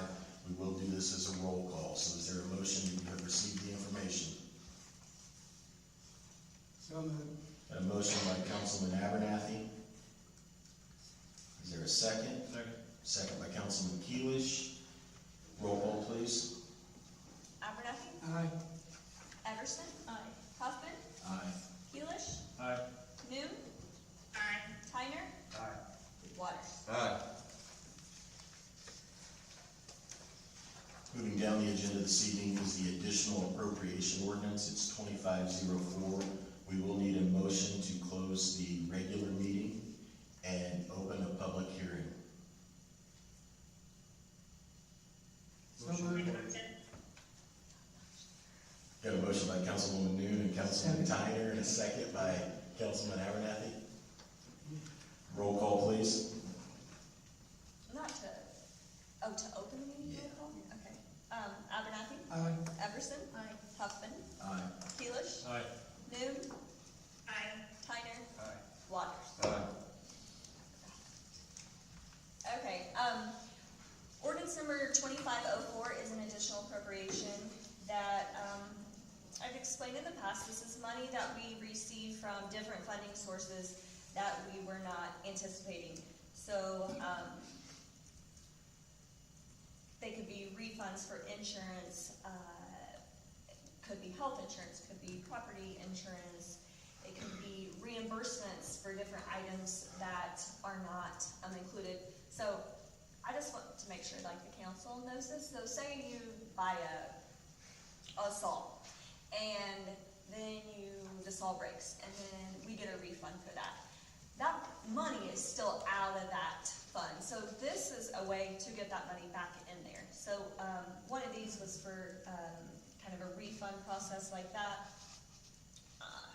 Is there any particular question? Because I have all the checks that they, like what they're from, and The police equipment, so did that money, is that coming back to the police, so it was equipment money? correct. I mean, what about the council? I don't know that we spent $5,000 in supplies, so. That was probably, it's not probably, it is. It's the light poles. Oh, okay. So the council budget actually yes, the council budget's those like weird, Okay. things for that, but Gotcha. those are for people that have, hit the poles. And their insurance is finally paid. Fine. And sometimes those, so if you look on supplies, the $450 one, so when that happens, so say the street department has to fix the sign, but our maintenance department fixed everything else. So majority of that would go into where maintenance, or wherever that line item is from, and then also to the street department fund. So everybody gets their reimbursement. So it goes back to where it came from? Correct. Okay. And that's, How was the process before? It's the same. yeah. I just am trying to be. Sometimes we have to front load that money until we get the insurance claims, and then once it comes in, she redeposits it back in. Okay. Hence the appropriation part of it. All right, thank you. Madam Clerk, anything else? All right. Council, we now need a motion to close the public hearing and reopen the regular meeting. Motion. Motion by Councilman Keelish, Second. second by Councilman Huffman. On roll call, please. Abernathy? Aye. Everson? Aye. Huffman? Aye. Keelish? Aye. Noon? Aye. Tyner? Aye. Waters? Aye. And this is additional appropriation ordinance number 2504. So council, we're looking for a motion to reconsider ordinance number 2504 on the same night it's been introduced. So moved. Got a motion by Councilman Abernathy. Is there a second? Second. Second by Councilman Keelish. Roll call, please. Abernathy? Aye. Everson? Aye. Huffman? Aye. Keelish? Aye. Noon? Aye. Tyner? Aye. Waters? Aye. Additional appropriation ordinance number 2504. Now, council, we're looking for a motion for unanimous consent to move forward with the possible passage of ordinance number 2504 on the same night it's been introduced. So moved. Got a motion by Councilman Abernathy, is there a second? Second. Second by Councilman Huffman, roll call please. Abernathy? Aye. Everson? Aye. Huffman? Aye. Keelish? Aye. Noon? Tyner? Aye. Waters? Aye. Can Danielle hear us, because it's gotta be unanimous?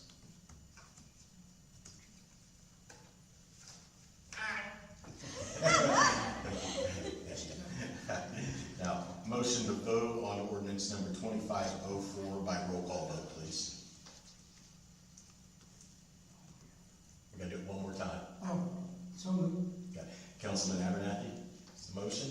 Second. Second by Councilman Keelish. Madam Clerk, roll call. Abernathy? Aye. Everson? Aye. Huffman? Aye. Keelish?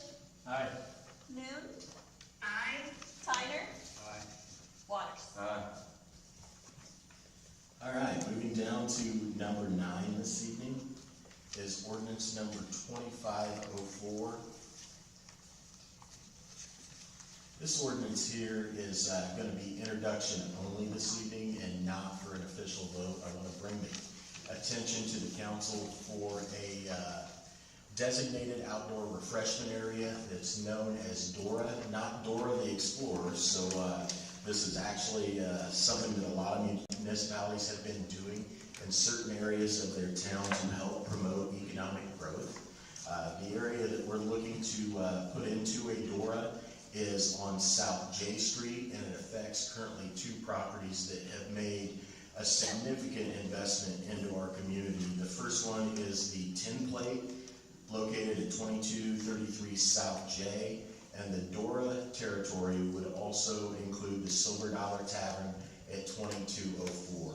So, Mr. Graham, I know you've been familiar with doing a couple of these, and if you kind of wanted to explain what the logic is and why we're trying to do this, and it's just a neat opportunity to help promote both businesses. Yes, and, but you're gonna say I'm familiar with drinking. No, the Dora, as the mayor said, is a designated outdoor refreshment area. It allows willing participants to sell alcohol in prescribed amounts and only in certain containers to people, and they can take it outside, and the owner does not have to worry about policing. You go to any bar and you try to order something and take it out, you can't do it. That violates the law. It puts that owner in a lot of liability, potential liability. What a DORA does is sets by ordinance an area by which the participating businesses can take that alcohol and sell it to a person in a certain cup, and that person can walk around just within that area with that cup. If you read through that, a person that's across the street can't bring in a bottle of Coors Light and start to drink it inside there. It's just for those. It'll have we decided on the color yet? We have. It should be attached. There's a certain size glass. The logo has also been provided. Obviously, this isn't in color, but Ali has a color version of what it would look like. I have spoken with both the owner of the Tin Plate and the owner of the Silver Dollar, and they are in favor of doing this. It basically just helps promote both of their businesses, that if Tin Plate has a band going on and you're sitting there and then you want to walk down to the Silver Dollar, you're free and able to do that and have these cups and transport your alcohol as well. So it's just to help enhance their business or give people the opportunity to bounce back and forth to either one of those. Obviously the hours and restrictions are something that we're working with Patrick at the Tin Plate, because he has different hours than the Silver Dollar, so we don't want to make it till 12 or 1 a.m. when Tin Plate closes at 10 or 9 o'clock. So we would wrangle in the time frames. Tonight it's just really an introduction to the council to let them know what we are doing, and the opportunity, and once we get some of the buildings filled in our Uptown Business District, We'll be looking at doing a couple more door designations through, whether it's the brewery and the 28 pub or the Opera House or whatever it would shake out in the future. But it just gives an opportunity to be able to do this and help promote business. Councilman Keelish? So, my understanding was from the map, there were 2 designated areas currently suggested. But when it's those 2 designated areas, but then now you just mentioned they could walk back and forth. So does that, first of all, does that need to be policed so that they don't take alcohol, but they can take the cup? No, there wouldn't be any police at all. I mean, not police, but I'm saying supervision from the bar to not let anybody go outside of that area. So it would just basically be walking from the Tin Plate to the Silver Dollar. So Pendleton just did one, and they allow it for, I believe, in their Uptown Business District, and shops and everything. So they allow people to carry in these cups in their entire business district in a 2-block or 3-block radius, where ours would only be from the Silver Dollar to the Tin Plate. Now, I'll make it perfectly clear, you can carry and walk with a can of beer right now, as long as you're not drunk and you're not disorderly. So there's no law stating that you can't do that. But if you wanted to walk into one of the establishments like the Silver Dollar or the Tin Plate, you have to have the designated cup. I think what Councilman, Go ahead. Go ahead, Danielle. sorry, my connection keeps going in and out. Can you hear me? Yeah.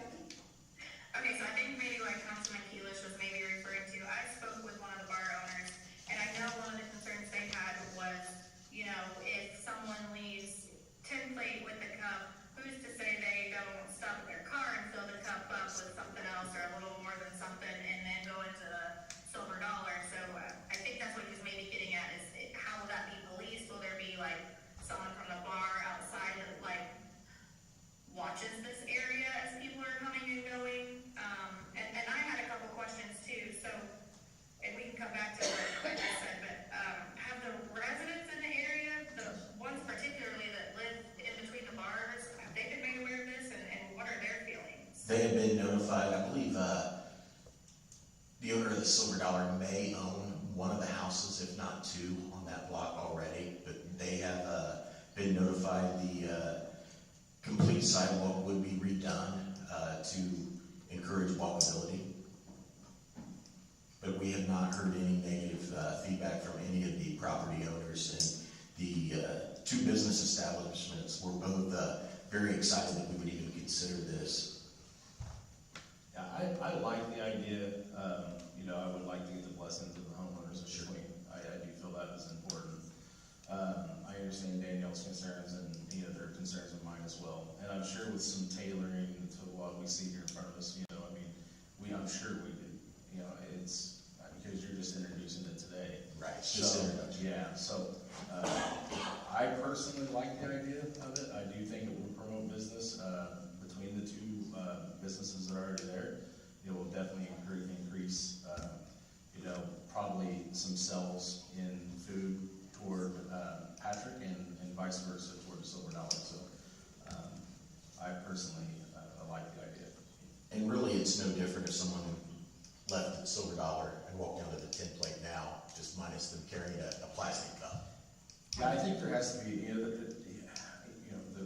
the establishment owners have to, set some, what I would feel would be some pretty harsh punishments towards somebody that's bringing, a glass full of vodka back in, if that's not what they left with, and, if found doing so, then, they need to be barred from the establishment. And those are the types of things that, we're not going to police, but the establishment should be, leaning toward that kind of punishment towards someone that's going to violate that.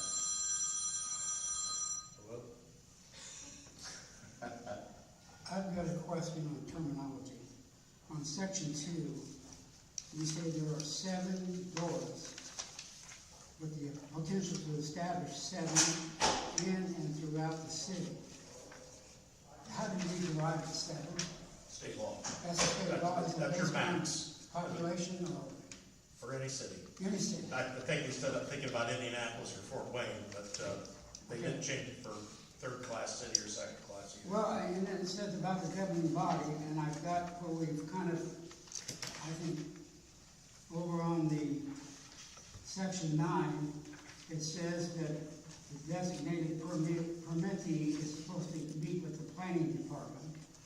And then in 10, right below it, if you want to sell or transfer it, you have to come to the council. So is that the way it's meant to be? It can be, that can change, that's not set by state law. You do need a procedure for which you can have if someone new wants to come in. But this thing, the ordinance itself, which cites the participating units, that one would definitely have to come in front of the council. Because the council's ordinance is what governs this thing. Without no council, no door. Well, I guess one of the questions about the planning department, okay, do we have, are we going to have criteria? Because if 11 people apply and you only have 7, what's the criteria that we're going to do? The plan commission will have to develop criteria for that, and it'll have to be objective, because as a governing body, they can't make arbitrary and capricious decisions on limited permits. You said planning commission, it says planning department. I see that as two different bodies. It's the same thing. Okay, so the planning department is Bill, and then the planning commission is something completely different. No, it's the same thing. The planning commission and planning department are the same entity. Okay, all right. But, so, just so I'm understanding this, Jeff, so basically, like the door, you're saying there's 7, basically, licenses available. Kind of like there is liquor license in the city of Elwood currently, right? And only those You have 7 door areas. 7 door areas. Which I can't imagine, maybe someday. Back in Currently, we're just not geographically. 1985 or 80, something like that, yeah, we could have had, because we had a whole lot of bars. But we got 3 bars in Elwood now. Yeah. So who approves the door area? You do. We do. That's an exhibit to this ordinance. And the planning department approves the individual applicants. They have Okay. to apply to them. I'm just trying to get it straight. So if there's any questions regarding DORA, please refer those to Mr. Graham, or feel free to talk to the Silver Dollar or the Template. Keep in mind too, this does have a state backstop. This has to go in front of the State Alcohol and Tobacco Commission for final approval. And I haven't seen, the ones that I've been involved with, they have not stopped anything, but they certainly would if there would be something off. So the way I view this one is very benign compared to others that have been approved. So what do you need from us? Nothing, just introduction tonight, that's it. Number 10 on the agenda this evening is resolution number 2012-9, third amendment. Madam Clerk. I talked about earlier when we may bill someone for accidents, or go back to the council thing for the light poles. This is how we bill them. These are the rates that are established. So when we bill insurance companies, this is the rate. There was Cody actually had reached out when we had the snow, whatever month that was, January, beginning, we tried to, FEMA had reached out, and with the Madison County, in their EMA, we tried to see if our county would be eligible to get some kind of reimbursement. So Cody and I, we tried to find all the expenses and everything that broke, all the payroll hours. We also used utility, because they had water main breaks crazy during that time. They were working their butts off. So we compiled all that stuff, but we found out there was not a plow truck, a tandem axle, and we wanted to add those. And then Jason Phillips had changed some stuff for the recycle truck. So this is, all the departments have seen this. I tried to get any changes. I know Christy, you had changed some last year because we were missing some. that's what this says. Does this indicate an increase in fees or the same or? These were the changes. The Packer trash truck, went to $150. Man hours per man went from $47.60 to $49.27, and I did that with the calculation of anything with insurance, any raises. So that, then we added the plow truck and the tandem axle. And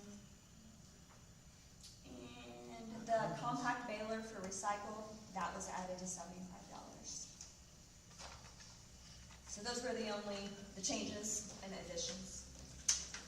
Okay, and these, like say the Packer trash truck, 150, does that include an operator, or is the operator a separate line item? That would be line separate. item? Yeah, that's a different line item. Okay, I want to make sure, clarify that. Yeah.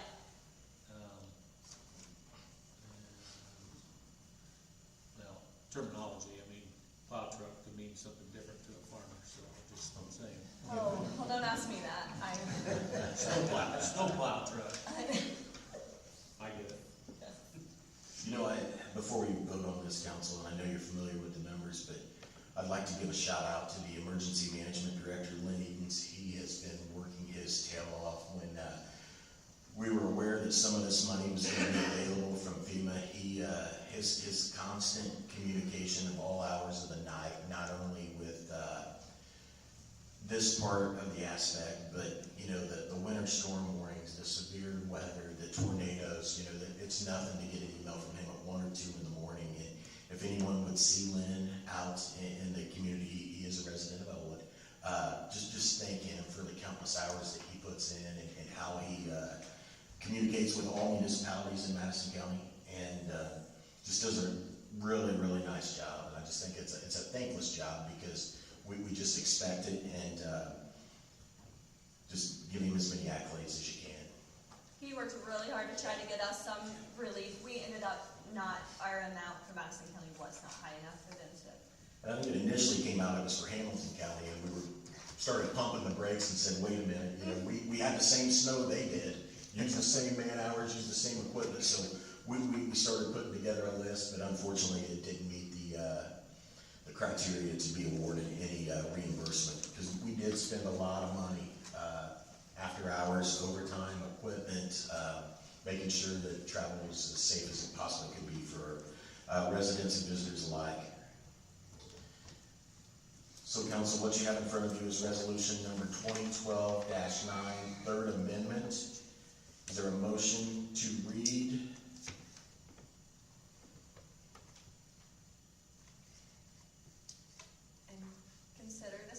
Yeah, Okay. consider. All right.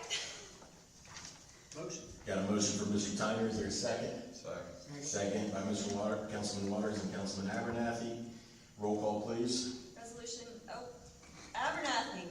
Aye. Everson. Huffman. Aye. Keelish. Aye. Noon. Aye. Tyner. Waters. Aye.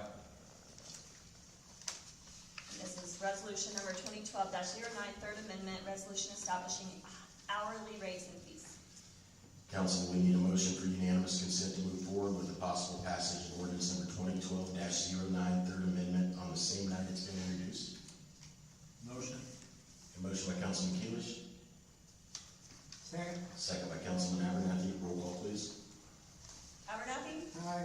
Everson. Huffman. Aye. Keelish. Aye. Noon. Aye. Tyner. Aye. Waters. Aye. Now, council, we need a motion to vote on resolution number 2012-09, third amendment by roll call vote, please. Motion. Second. A motion by Councilman Keelish, second by Councilman Huffman. All in favor? Roll call, please. Abernathy. Aye. Everson. Huffman. Aye. Keelish. Aye. Noon. Aye. Tyner. Aye. Waters. Aye.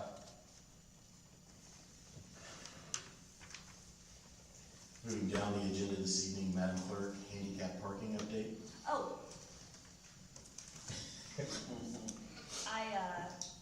I'll have to email you guys because I forgot to grab them, but we have, the form for them to fill out and the locations. I have everybody that was on there, letters to send to them and everything. everything, so I just wanted to give you an update that those will be coming out. So we're gonna send emails to anybody that has letters to anybody that has a sign. A lot of those signs are not in the book. So we are going to say, hey, we noticed you have a sign, we started this new program, here's the information, we give it to them, and I tell them when to come back. Then we have the ones that do have the signs and are in the book, but they have been, we're just asking them if they still want them, because they have to read all of them except for the ones that we've passed, like within the last year. I'm not doing it to those though, because those have just signed up, so. Anyway, I just wanted to kind of give you guys that update. Thank you, Madam Clerk. Number 12 on the agenda, parking sign update of districts, no parking signs. Madam Clerk?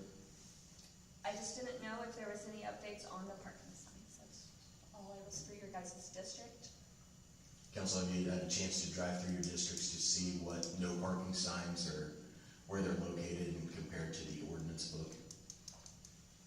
I have. Do you have that list you can provide, Madam Clerk? Okay. Yeah, I'm gonna write it up, give it to Alan. Councilman Keelish, do you have? I have not. Not yet. Councilman Abernathy? I've got the whole city, so. Okay. You guys love that. Councilman Allen? That's a lot. Councilman Tyner? No. Not all council members. Councilwoman Newton? No, not all of it yet as well. Thank you. And they have looked at their home on my desk. Thank you. I think the easiest would be if you do get them, whether you write them down or whatever, just then get them to me when you do. Even, I mean, honestly, if you do your area like half of it and you want to give them to me, then we can kind of start that, because it's gonna. It's gonna be, yeah, intense. All right, next on the agenda this evening is ordinance number 13. It's ordinance number 2455, second amendment. It is in regards to the utility cuts. Since the asphalt companies have fired back up with warmer weather, this has been a opportunity for our street department, and the specifications that are provided here have been provided by Street Commissioner Cody Landrum. Some of these may be rectified in our paving efforts that will be ramping up very soon, but some of these others still need addressed, and how the repairs need to be made, and go from there. Are there any questions? This also includes our water and all utility cuts. The section that you guys had got, so 54.17, like last meeting, Cody had like a sheet that was kind of different. Lisa turned around and they worked on it together, because a lot of it had to do with permitting and Cody, so, and then they had sent it to Jeff with the things, but everything that was on Cody's sheet is what it is, but it's just in ordinance form now. Now, am I right that if Cody has to do one for the water department or the sewage department, that you're gonna take the money out of their department to pay Cody's people? That's correct. Okay.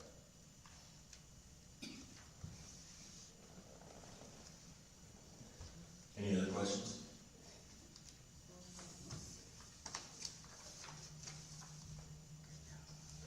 If there are no questions, council, we would look for a motion to read and consider ordinance number 2455, second amendment. Motion. Got a motion by Mr. Councilman Tyner. Is there a second? Second by Councilman Waters. Roll call, please. Abernathy? Aye. Everson? Aye. Huffman? Aye. Keelish? Aye. Noon? Aye. Tyner? Aye. Waters? Aye. Ordinance number 2455, second amendment, an ordinance regulating excavation of underground utilities within city right-of-way and city-owned or controlled property. Council, we need a motion for unanimous consent to move forward with the possible passage of ordinance number 2455 the same night it's been introduced. Motion. Motion by Councilman Waters. Second. Second by Councilman Keelish. Roll call, please. Abernathy? Aye. Everson? Aye. Huffman? Aye. Keelish? Aye. Noon? Aye. Tyner? Aye. Waters? Aye. Now, council, we need a motion to vote on resolution number 2455 by roll call vote, please.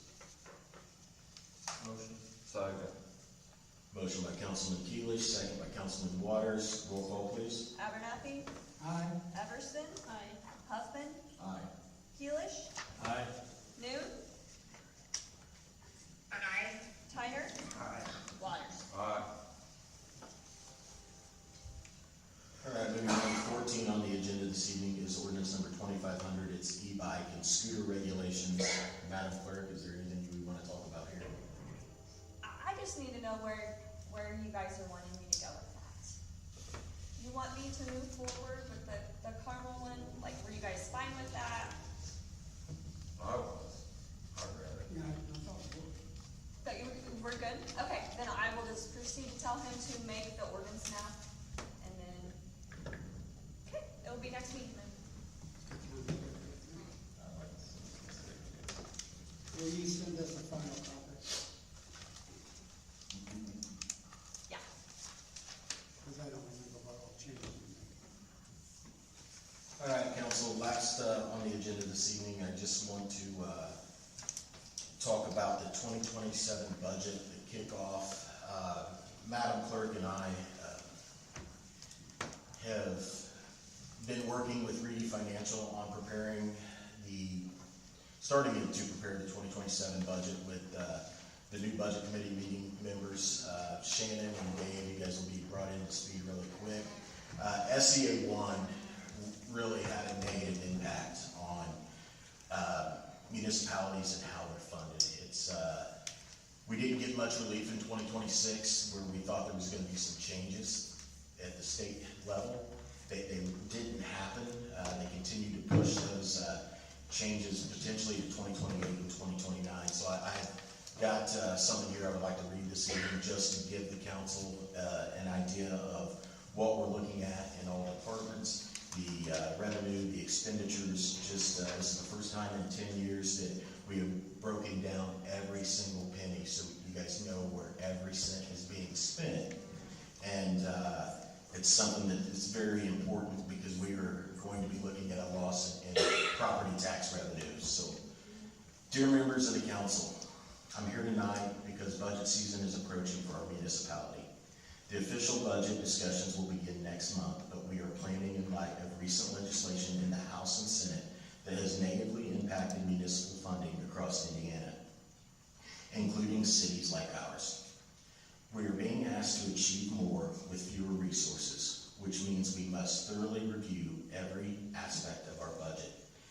As Madam Clerk and I have emphasized, we have been working diligently with Reedy Financial to prepare for the financial challenges ahead. They recently provided an impact analysis, and the conclusion is that the city is projected to face a deficit of up to $1.9 million by the year of 2029. While acknowledged there are significant uncertainties, the actual amount will also depend on the county's actions. As leaders, we are committed to doing our best to be prepared for what lies ahead. As council members, you are all aware that the budget process requires us to critically evaluate our own operations and those of each department. Leadership entails having difficult conversations and maintaining transparency as we navigate these budget cuts. We are carefully examining every aspect of our budget, including each department's annual budgets, their insurance costs, and the Public Employees Retirement Fund, known as PERF. Tonight, I would like to share some findings with you as we will be meeting with the department heads in the coming weeks to discuss cost-cutting measures. Running a city is never easy, and these budget decisions are just not numbers on a page. They affect real people and real services our residents rely on every day. Some departments are simply essential to the health and safety of our community, whether it's public safety, water, wastewater, streets, sanitation, maintenance, the clerk treasurer's office, and the mayor's office. We must protect their ability to serve Elwood. At the same time, we have to be responsible and be careful with every taxpayer dollar. We began tightening last year's budget, and that work will continue as I meet with my department heads this year. I'm also working with the street department to share maintenance manpower, which will help reduce costs without sacrificing service. I also want to be clear about the maintenance being one of the key departments. It covers the full cost of operating our municipal building. Without it, the city quite literally can't function. It may not always be visible work, but it's foundational to everything we do. The police department, the total expense for the police department was $2,540,338. The total revenue brought in by the Elwood Police Department was $122,243. This equaled a cost to the taxpayers of $2,418,095. Health insurance that's paid out of the general fund equaled $444,694. The FICA was $25,198, and PERF was figured in at $227,650.70. Now, I know this is a lot of information, and you all will get copies of this so you can see the department breakdowns as well. But these numbers came directly from Madam Clerk's office. Fire department, total expenses $2,749,016. Our total revenue was $498,575, leaving a cost to our taxpayers of $2,250,441. The health insurance for the fire department was $556,353.13. FICA was paid in at $24,295.78, and PERF was figured in at $237,359.69. For street department, this equaled total paving and all other expenses. The street department was $1,418,213.49. The revenue that was brought in at the street department was $31,839.87. Cost at the taxpayers was $1,386,373.62. The health insurance was $261,411.96. PERF was at $61,381.39, and Social Security and Medicare was paid at $35,401.11. Moving to the utility department, now these are ratepayer funded and not taxpayer funded. The total expense for the water department was $1,470,674.15. The revenue was in $1,745,561.76, making a gain for that department of $274,887.61.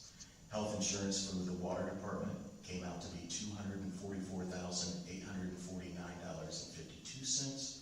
PERF was at $181,720.91, and Social Security and Medicare was paid in at $50,996.46.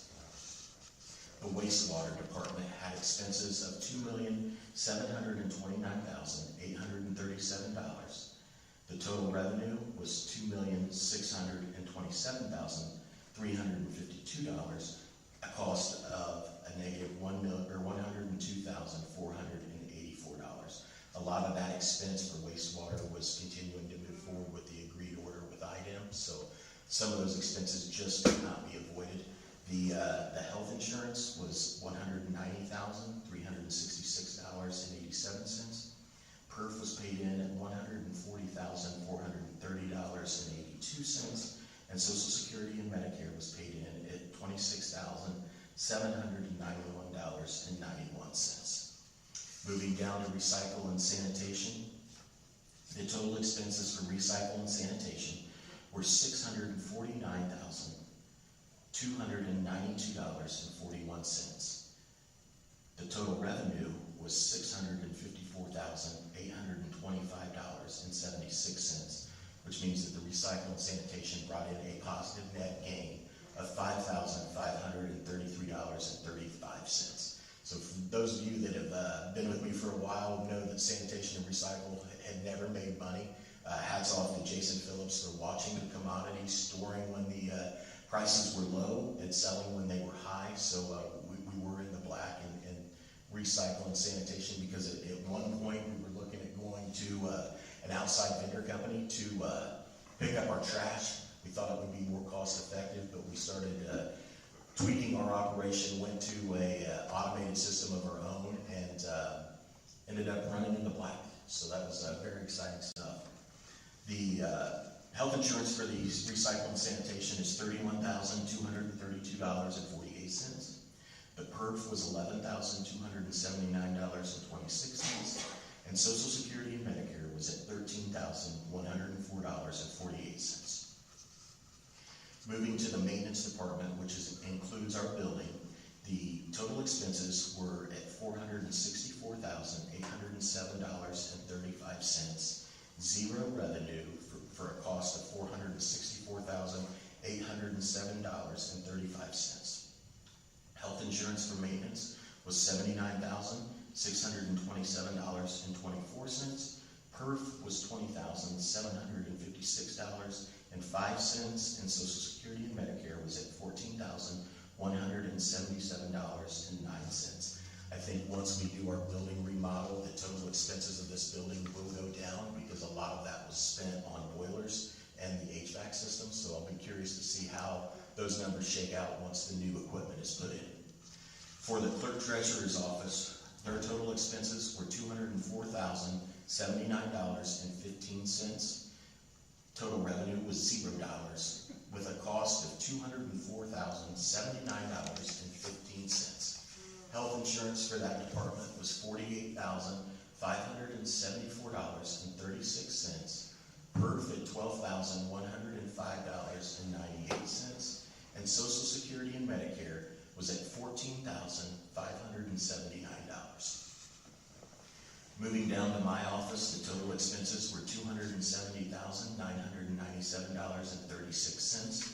There was zero revenue, equaling to a cost of $270,997.36.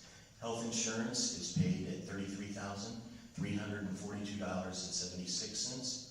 PERF was paid at $9,740.55, and Social Security and Medicare was paid at $8,552.12. And part of this budget and transparency, I want to emphasize that me or my family's never taken city insurance since I've taken office since 2016.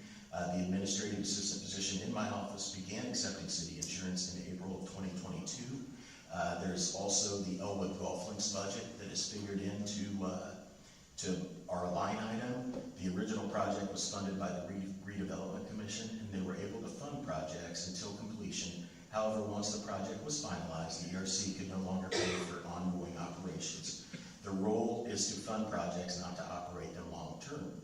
So at that point, responsibility of the management contract had to be shifted within the city's operating budget, similar to how the pool transitioned to being funded through the parks once construction was complete. It was decided the golf course management contract would be funded from the mayor's budget, and each year we allocate $125,000 for this contract and have consistently stayed within that amount.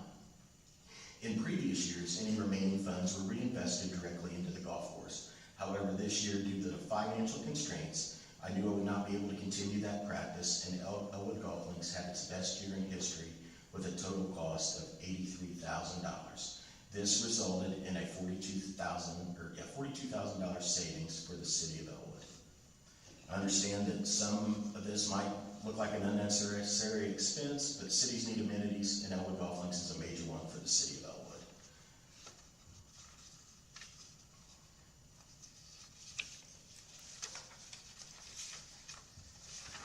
The next department that we'll discuss is the Elwood City Court. Total expenses for the Elwood City Court are $469,491.68. A total revenue of $87,661.77, costing our taxpayers $381,829.91. Their health insurance was paid out at $88,613.72. PERF was paid out at $25,618.66, and Social Security and Medicare was paid out at $20,146.57. Moving to building, planning, code enforcement, and economic development, the total expenses for that department was $389,392.39. Total revenue was $92,628.93 for a cost to our taxpayers of $296,763.46. The health insurance was paid at $89,714.43, PERF at $18,641.57, and MFV PERF $680.05, along with Social Security and Medicare being paid at $17,429.92. The next line item really surprised me, and this is for our Parks Department. The Parks total expenses were $334,365.07. They had revenue of $68,005.39 at a cost of $266,359.68. The Parks Department just doesn't include Callaway Park. It includes Birch Pie Center, Sammy Morales Athletic Complex, the Wendell Wilkie Memorial Park, Kiwanis Park, Washington Park, Joe Morris Memorial Park, the Mary Beth Dennehy Aquatic Center, the basketball and the pickleball courts. Health insurance was paid at $24,174, and PERF was paid at $3,758.96, along with Social Security and Medicare at $11,782.19. Moving down the list for the animal shelter, total expenses were $133,137.78. The total revenue was $15,757.06 at a cost of $117,380.72. Now that doesn't include any of the restricted donation funds, correct? On the animal shelter? Correct. No. That's only just adoptions and... Yep, that's just their general fund budget and then what's within the general fund.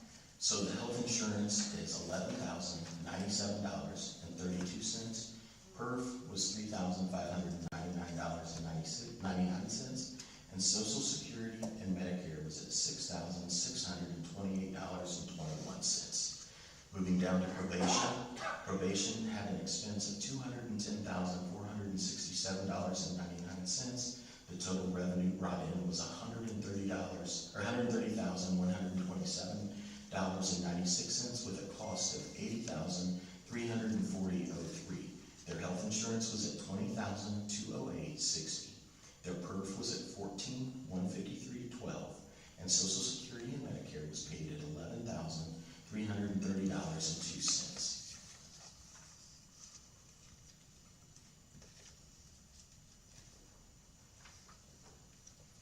After taking a hard look at these numbers, it's clear we must have some serious conversations about what it costs to operate some of these departments. Last budget season, we made difficult cuts. We chose not to replace our code enforcement officer, but to combine that position with our building commissioner's responsibilities. This week, we moved a maintenance employee to the street department. We chose to fill an open position at the street department in-house and utilize the manpower we currently have available to save the money. We are making every effort on our end to manage the budget as best as we can, and we'll continue to do so. At the end of the day, it comes down to responsibility. We owe it to our community to explore every option, even difficult ones, and ensure that whatever path we choose is financially sound and in the best interest of the people we serve. These are hard truths, and it's never going to be easy. Avoiding it would be easier, but that's not leadership. Thank you for listening and being willing to have these hard conversations. We'll get you a copy of all this so you can see it, and then budget committee members will talk more when we start meeting. Madam Clerk, do you have anything else?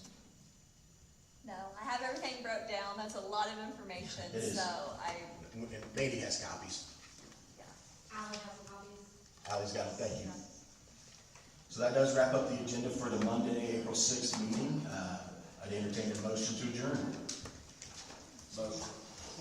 Got a motion by Councilman Huffman, second by Councilman Abernathy. All in favor say aye. Aye. Opposed, same sign. Do it roll call, we got to start over.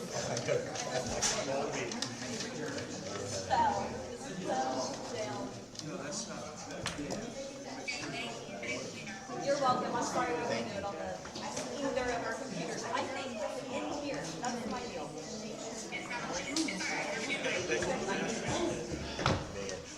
Scotty's close to 40. Why that's better.